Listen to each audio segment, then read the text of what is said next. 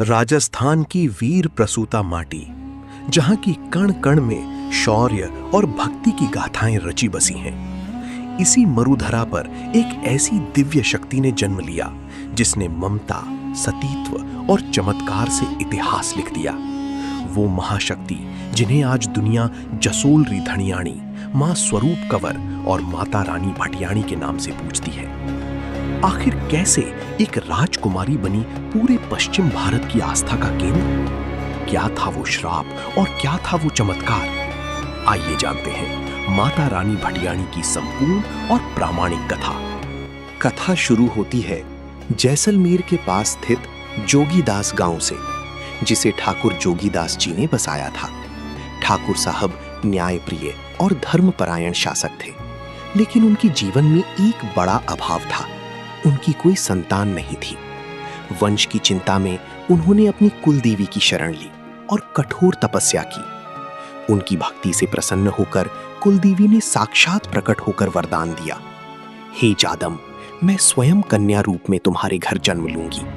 विक्रम संवत 1745 भाद्रपद शुक्ल सप्तमी के उस शुभ सोमवार को जोगीदास जी के महल में एक अलौकिक कन्या का जन्म हुआ। पंडितों ने उनका नाम रखा स्वरूप कंवर। जैसा नाम वैसा ही रूप। उनके जन्म के बाद ठाकुर साहब के घर खुशियों की बरसात हुई और उन्हें 3 पुत्रों की प्राप्ति भी हुई। समय का चक्र चला और राजकुमारी स्वरूप कंवर विवाह योग्य हुई। दूसरी ओर जसोल के महारावल कल्याण सिंह जी की पहली पत्नी देवड़ी जी से कोई संतान नहीं थी। नियति ने खेल रचा। गुड़ामालानी के राजपुरोहित जी के माध्यम से जोगीदास जी और महारावल कल्याण सिंह जी का संबंध तय हुआ। बड़े ही राजसी ठाट बाट के साथ स्वरूप कंवर का विवाह महारावल से हुआ और वे रानी भटियाणी के रूप में जसोल पधारी। शुरुआत में दोनों रानियों में बहुत प्रेम था, लेकिन नियति को कुछ और ही मंजूर था। रानी भटियाणी ने एक सुंदर पुत्र को जन्म दिया, जिसका नाम रखा गया लाल बन्ना। इसके कुछ समय बाद रानी देवड़ी को भी पुत्र रत्न मिला, जिनका नाम प्रताप सिंह रखा गया।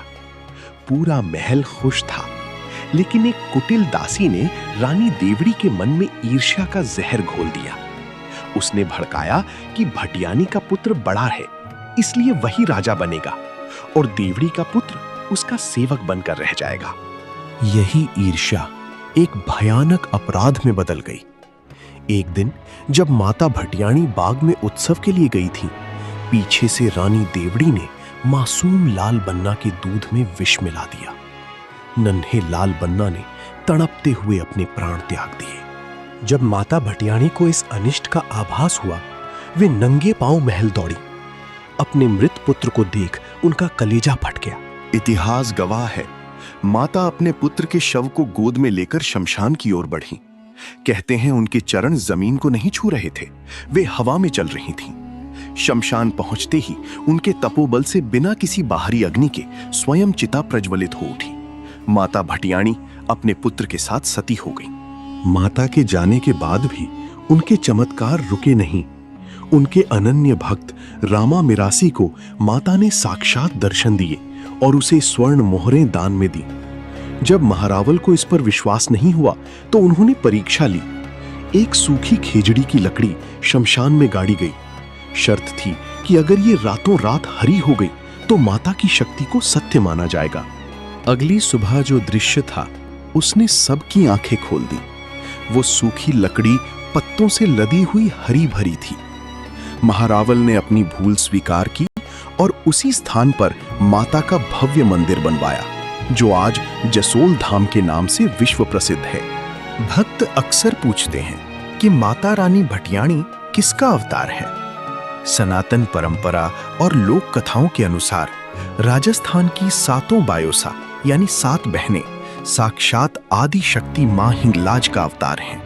माता रानी भटियाणी को इन्हीं 7 शक्तियों या झूलरों वाली माताओं का अंश माना जाता है। चूंकि वे भाटी वंश की कुल देवी स्वांगिया माता या आवड़ माता के वरदान से जन्मी थीं, इसलिए वे साक्षात जगदम्बा का ही स्वरूप हैं। माता रानी भटियाणी की ये गाथा हमें सिखाती है कि सच्ची भक्ति के आगे बड़ी से बड़ी शक्ति को भी झुकना पड़ता है। आज भी जसोल धाम में मां की वही दिव्य उपस्थिति महसूस की जाती है जो सदियों पहले रामा मिरासी ने महसूस की थी। पर क्या आप इस कहानी के बारे में पहले से जानते थे, या आपके पास भी माता रानी के चमत्कारों से जुड़ा कोई निजी अनुभव है? हमें कमेंट में लिखकर जरूर बताइएगा। आपकी बातें सुनकर हमें और हमारे दर्शकों को बहुत खुशी होगी। अगर आपको ये कहानी अच्छी लगी हो तो वीडियो को लाइक जरूर करें और अपने दोस्तों और परिवार के साथ शेयर करें। ऐसी ही और कहानियों के लिए चैनल को सब्सक्राइब करना ना भूलें। अपना ख्याल रखिएगा। मिलते हैं आपसे अगली वीडियो में एक नई गाथा के साथ। खम्मा घड़ी।